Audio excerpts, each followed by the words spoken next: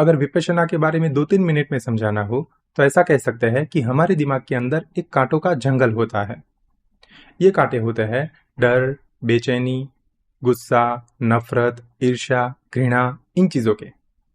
जैसे जब कभी कोई आपको दुखी करता है तब वो घटना आपके दिमाग में एक कांटों के पेड़ के रूप में बस जाती है, और जब भी वो घटना आपको याद आती है तब वो कांटे आपको परेशान करते हैं।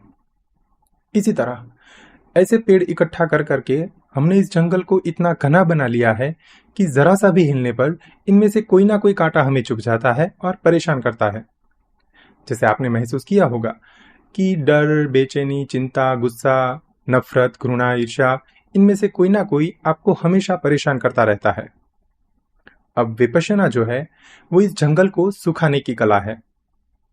जब आप विपश्यना का 10 दिन का शिविर करते हैं तब आप वहां पर ये सीखते हैं कि इस जंगल में से एक पेड़ को सुखाया कैसे जाए।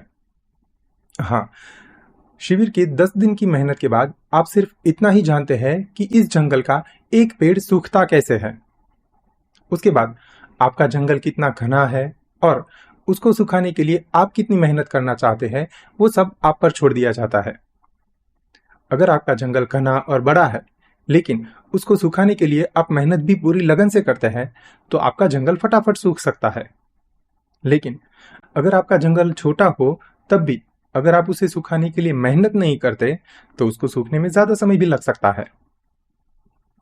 अब हाँ, विपश्यना के साथ ये नुकसान जरूर है कि ये जंगल या एक पेड़ सूखने में समय बहुत लगता है। जैसे कोई आम पेड़ भी होता है तो उसे पानी या खाद देना बंद करने के बाद उसे सूखने में भी समय लगता है, वो तुरंत नहीं सूख जाता। उसी तरह विपश्यना के साथ इन पेड़ों को सूखने में समय लगता है।